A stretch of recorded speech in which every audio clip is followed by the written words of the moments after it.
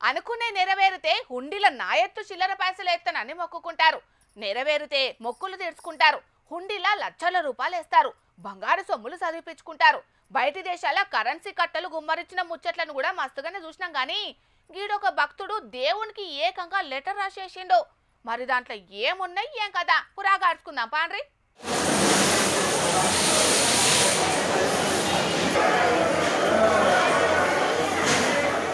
తక్లీఫ్లు తీర్చుండ్రని పెద్ద లీడర్లు ముఖ్యమంత్రికి వినతి పత్రం రాసినట్టే కొండగట్టు అంజన్నకు శాంతడంత పొడుగు కోరికల లిస్టు రాసిండు కదా భక్తుడు.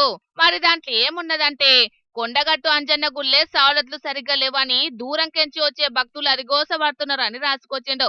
పవిత్రంగా చూసుకోవాల్సిన గుడి పరిసరాలను అధ్వానంగా ఉంచుతున్నారట. కోనేట్ల నీళ్లు అపరిశుభ్రంగా ఉన్నాయట. పాయకన్లు గబ్బు కొడుతున్నాయట. ముక్కు మూసుకున్నా అడుగు పెట్ట వశమైతలేదట. తాగేటందుకు నీళ్ల సుక్క కరువే ఉన్నాయట. అంతంత మాత్రంగున్న సౌలతులను ధనాదాన్ని పట్టించుకోవాలని ఒక్క తిరుగా అడుగుతున్నాడు భక్తుడు. ఈ తక్లీఫ్లు తీర్చేదాకా హుండీల పైసలు వేసేదే లేదు. ఒగాల అనుకున్నట్టే సౌలతులు చేస్తే చుట్టుముట్టు గుళ్ళ అభివృద్ధికి ముంగట పడతామని రాసుకొచ్చిండు. అన్న చెప్పింది కూడా వాజీవే. మరి ఎవరైనా దేవుని గుడికి పోతే నేను మంచి ఉండాలే, నా కుటుంబం మంచి ఉండాలే, కోటీశ్వరనయ్యి బెంజ్ కార్ల తిరగాలనని మొక్కుకుంటారు.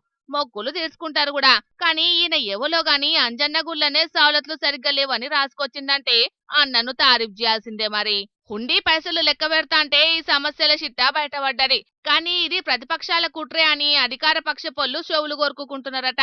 రాష్ట్రంలో ఎన్ని సర్కార్లు ఏలుబడి చేసినా ఏములవాడ రాజన్న గుడిని కొండగట్టు అంజన్న గుడిని బాగు చేసేటందుకు కంకణం కట్టుకుంటలేరని మస్తు గరమైతున్నారు కామన్ భక్త జనాలు. ఆంధ్ర చిన్న సీఎం పవనన్న చేపిస్తానన్న సౌలతులతోటి అంజన్న గుడి హాలత్ మారుతుందో చూడాలి మరి.